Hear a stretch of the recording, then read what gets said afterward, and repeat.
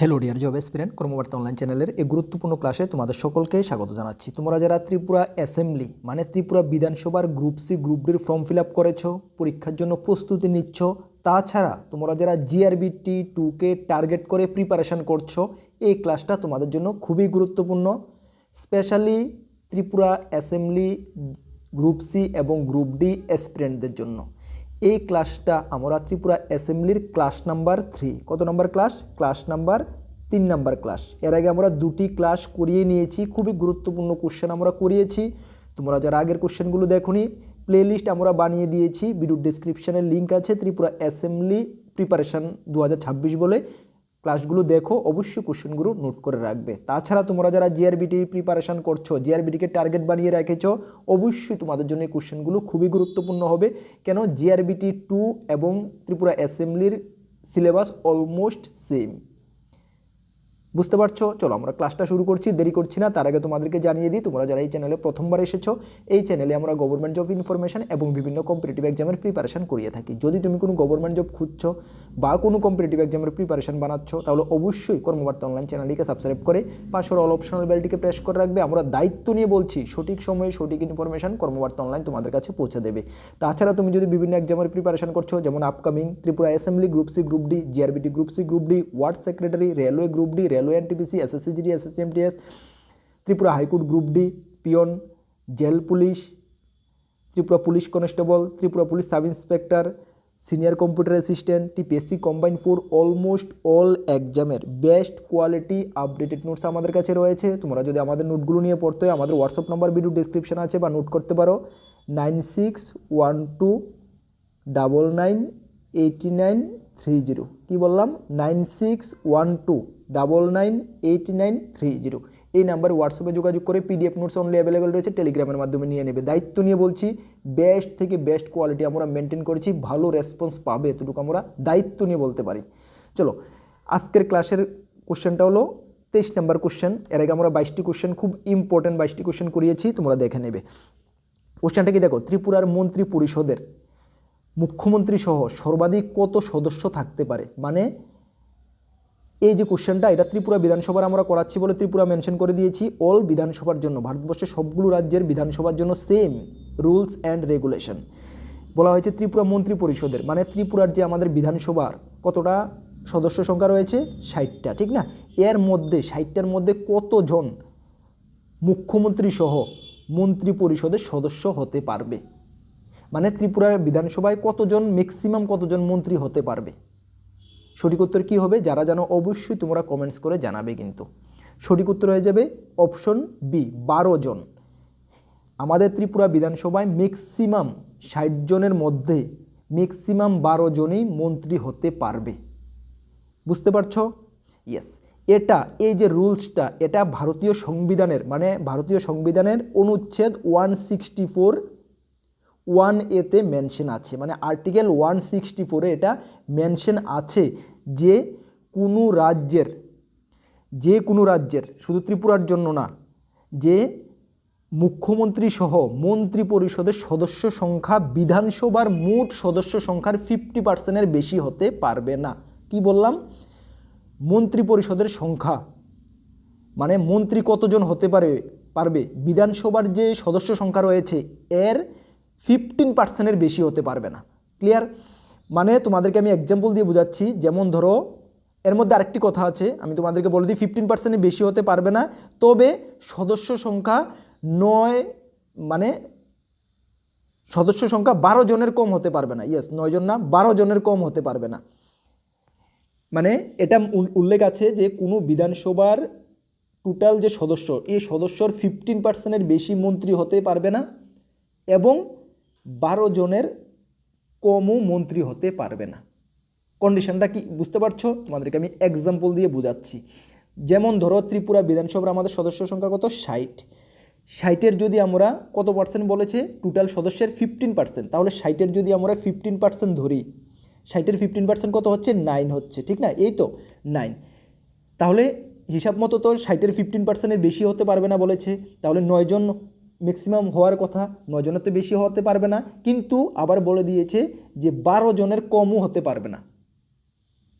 বুঝতে পারছো, মানে 12 জনের কমও হতে পারবে না। তাহলে যেগুলোতে 60টা সিট রয়েছে সদস্য সংখ্যা বা 70টা রয়েছে, মানে 12 এর কম রয়েছে মন্ত্রী পরিষদের সংখ্যা হয়, সেইগুলোকে 12তে নিয়ে পৌঁছাতে হবে, মানে 12 জন মিনিমাম মন্ত্রী পরিষদ হতেই হবে।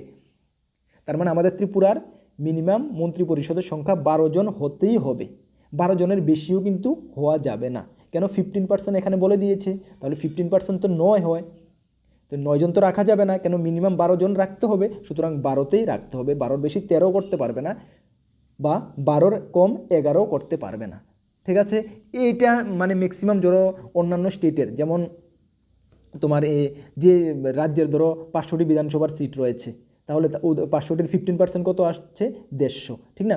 ওইখানে কি করতে হবে, 150 জন ওরা মিনিস্টার রাখতে পারবে। ঠিক আছে, ওদের ক্ষেত্রে মানে এটা ফুলফিল, নিচের যে বর্ডারটাও লাগু হবে, উপরের বর্ডারটাও ফুলফিল লাগু হবে। বাট ত্রিপুরার জন্য আমাদের কি হচ্ছে, নিচের বর্ডারটাই আমাদের মেনশন করতে, মানে ফলো করে চলতে হবে। মানে মিনিমাম 12 জন হতে হবে, 12 জনই হতে হবে, কারণ 15% তো 9 হচ্ছে, তাহলে মিনিমাম তো 12 রাখতেই হবে। সুতরাং 12 জন মন্ত্রী পরিষদের সংখ্যা রাখতে হবে। বর্তমানে ত্রিপুরায় 12 জনই মন্ত্রী পরিষদ বা মন্ত্রী রয়েছে। বুঝতে পারছো তোমরা? এটা ভারতবর্ষের আর্টিকেলের 164 1-এতে মেনশন আছে। ঠিক আছে, কোশ্চেনটা ঘুরিয়ে ফিরে আসতে পারে যে মন্ত্রী পরিষদের সংখ্যা মিনিমাম 12 রাখতে হবে, সংবিধানের কত নং আর্টিকেলে উল্লেখ আছে, অপশন দিয়ে দেবে তোমাদের, আর্টিকেলের সংখ্যা অপশন দিয়ে দেবে, তোমাদের কিন্তু আনসার করতে হবে। ঠিক আছে, বা ম্যাক্সিমাম 15% হতে হবে, আর্টিকেল কততে মেনশন আছে, তাহলে 164 1-এতে মেনশন আছে। এগুলো তোমরা একটু ঘুরিয়ে ফিরে পড়তে হবে, এই কারণে আমি ডিটেলস ডিসকাস করছি। আশা করি তোমরা যদি ঠান্ডা মাথা সাইলেন্সভাবে যদি ক্লাসটা শুনো, ভলিউম বাড়িয়ে দিয়ে, তাহলে আশা করি ক্লাসটা থেকে তুমি অনেক কোশ্চেন এখান থেকে শিখতে পারবে। আমি ম্যাক্সিমাম যেটুকু পসিবল হচ্ছে আমি ডিসকাস করে দিচ্ছি। ঠিক আছে, চলো 24 নম্বর কোশ্চেনটা দেখো। ত্রিপুরা রাজ্যের বাজেট বিধানসভায় উপস্থাপন করে কে? শুধু ত্রিপুরা রাজ্যের না, যে কোনো বিধানসভায় বাজেট কে উপস্থাপন করেন? আমি আবারও বলছি, ত্রিপুরা সবগুলো কেন আমি লাগিয়ে দিয়েছি, এটা আমরা বেসিক্যালি ত্রিপুরার জন্য করাচ্ছি বলেই, ঠিক আছে না? ম্যাক্সিমাম বিধানসভার জন্য সেম রুলস রেগুলেশন। আচ্ছা, ত্রিপুরা রাজ্যের বাজেট বিধানসভায় উপস্থাপন করেন কে? এই যে আমাদের বিধানসভার মধ্যে যে বাজেটটা, সেটা কে উপস্থাপন করেন? Finance minister, speaker, chief minister, না চিফ সেক্রেটারি? চিফ সেক্রেটারি তো এখানে আসবে না, স্পিকার আসবে না, কারণ স্পিকারই এই যে মানে বিধানসভার মানে কি বলবো হেড, ঠিক না? হবে না।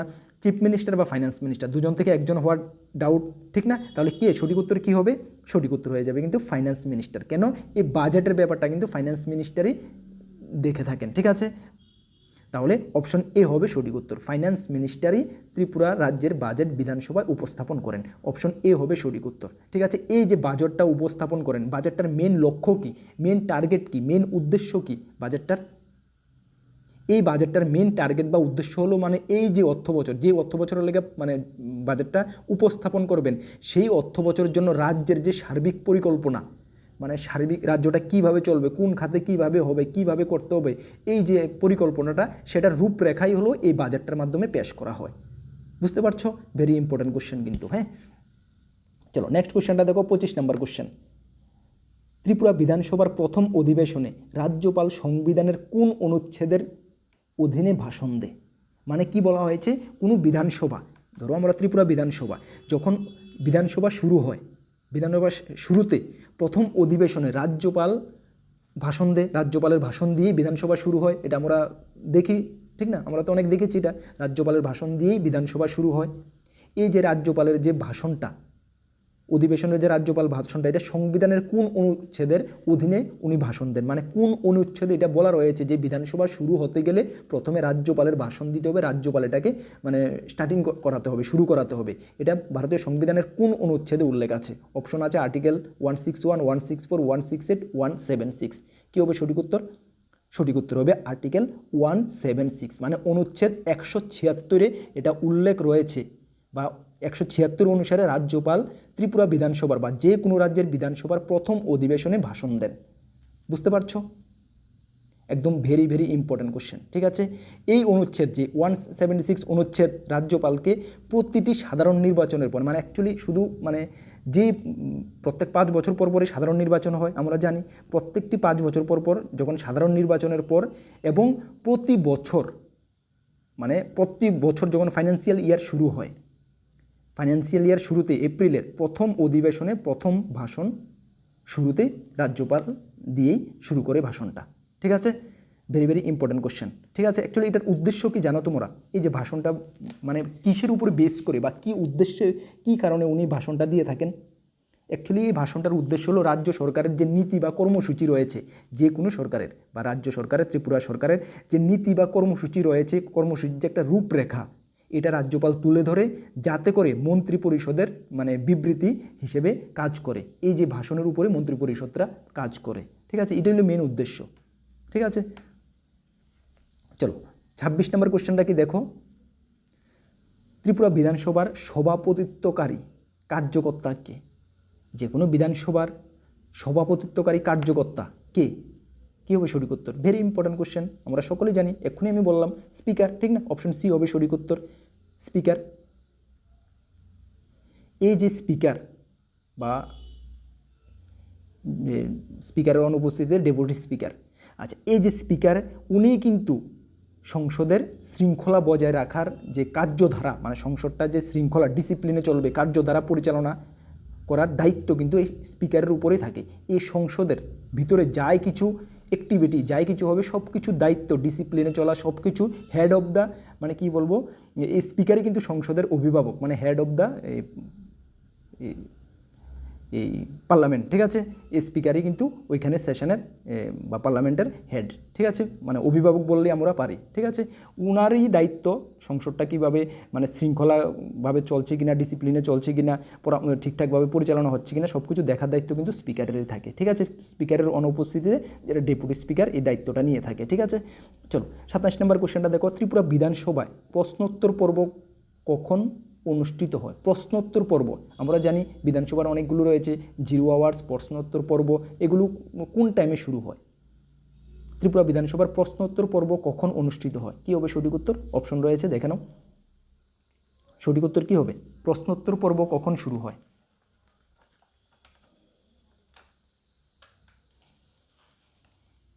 সঠিক উত্তর কী হবে? প্রশ্নোত্তর পর্ব কখন শুরু হয়? ইয়েস, সঠিক উত্তর হয়ে যাবে option A number, the first hours of the daily sitting. মানে যখন বিধানসভা শুরু হয়, স্টার্টিংয়ে যদি আমরা বলতে যাই, স্টার্টিংয়ে 11টা থেকে 12টার মধ্যে, এই যে 1 ঘন্টা আওয়ার্স, সেটা কিন্তু প্রশ্নোত্তর পর্ব।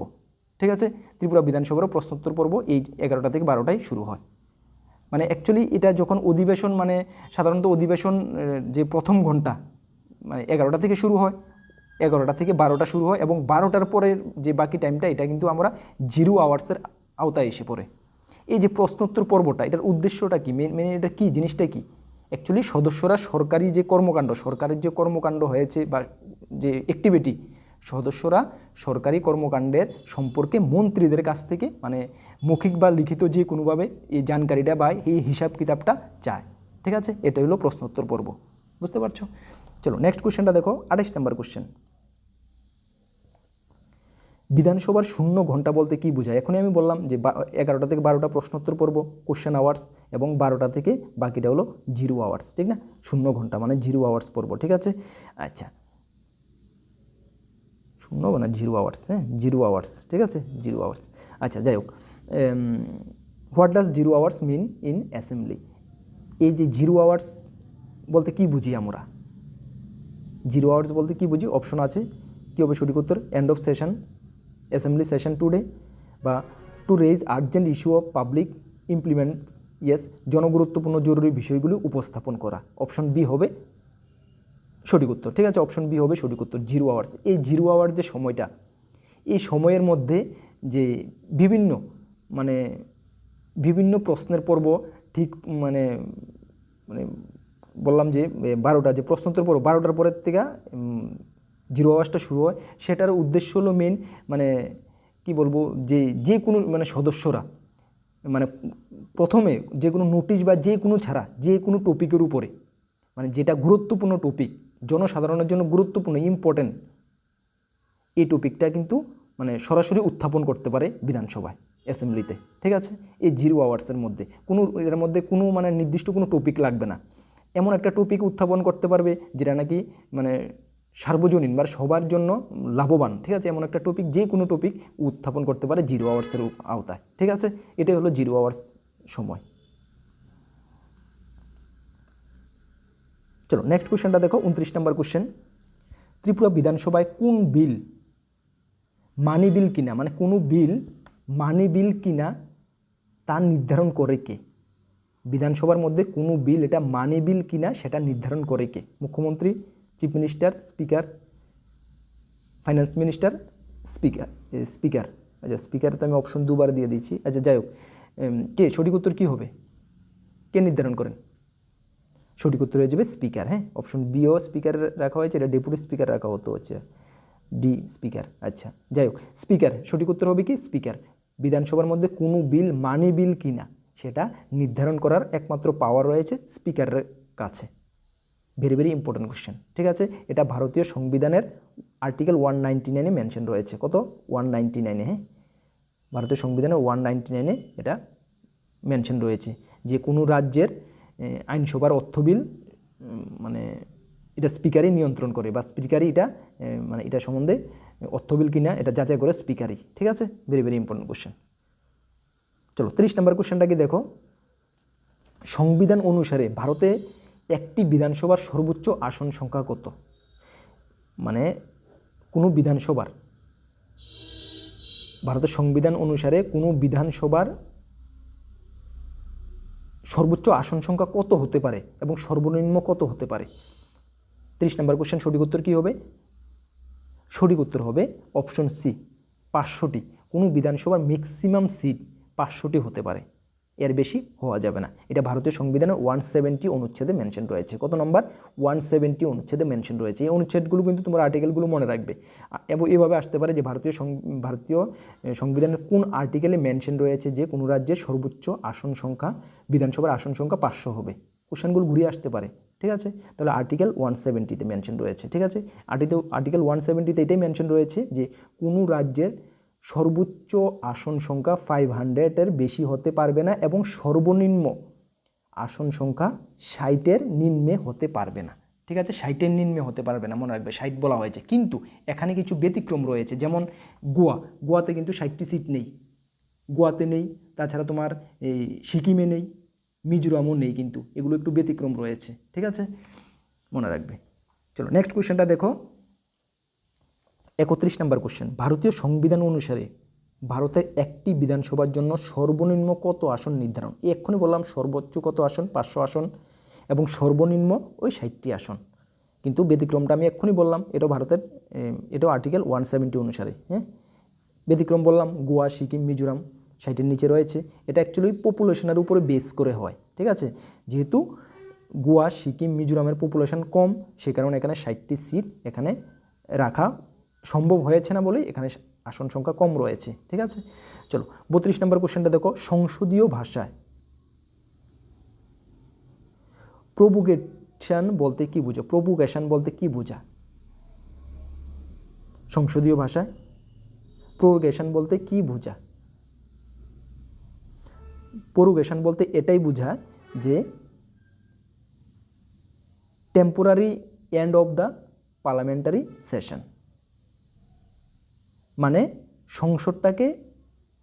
সংসদের যে অধিবেশন সেটাকে অস্থায়ীভাবে সমাপ্তি, যে অস্থায়ীভাবে সমাপ্তির যে শব্দটা, ওয়ার্ডটা, সেটাই প্রোগেশন বলা হয়। ঠিক আছে, অ্যাকচুয়ালি এটা কি? এটা হলো মানে কোনো একটি অধিবেশনকে মানে সমাপ্তির নির্দেশের একটা পদ্ধতি। ঠিক আছে, কোনো একটা অধিবেশনের অস্থায়ী সমাপ্তির একটি নির্দেশের একটি পদ্ধতি প্রোগেশন। ঠিক আছে, জাস্ট বলে দিল প্রোগেশন। এটা দিয়ে বুঝতে হবে যে সংসদটাকে অস্থায়ীভাবে সমাপ্তি করা হয়েছে।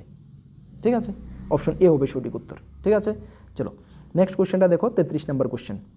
বিধানসভার বিতর্কের মৌখিক রেকর্ড নথি কে সংরক্ষণ করেন? বিধানসভার বিতর্কের মৌখিক যে রেকর্ডগুলো বা নথিগুলো, এগুলো কে সংরক্ষণ করেন? কি হবে সঠিক উত্তর?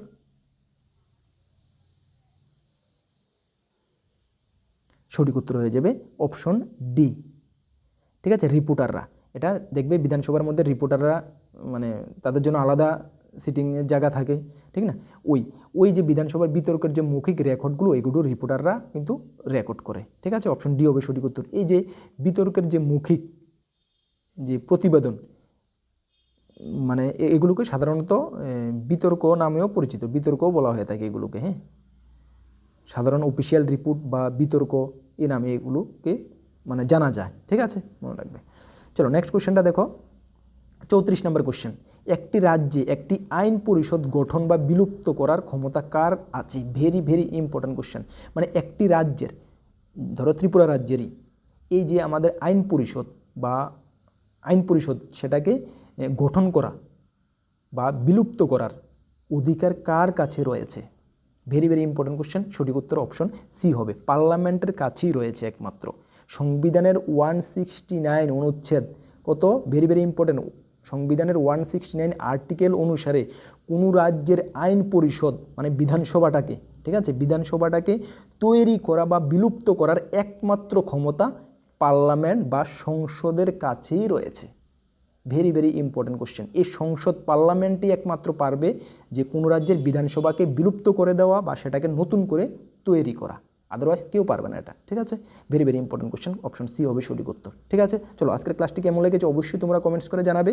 নেক্সট আমাদের ক্লাস আসবে, অবশ্যই তোমরা ক্লাসগুলো ফলো করবে। আর তোমাদেরকে বলি, বিধানসভা চাকরিটা খুব একটা ভালো চাকরি, এক জায়গা থেকে তোমরা চাকরি করতে পারবে, সারা জীবন চাকরি এখানেই শেষ হয়ে যাবে।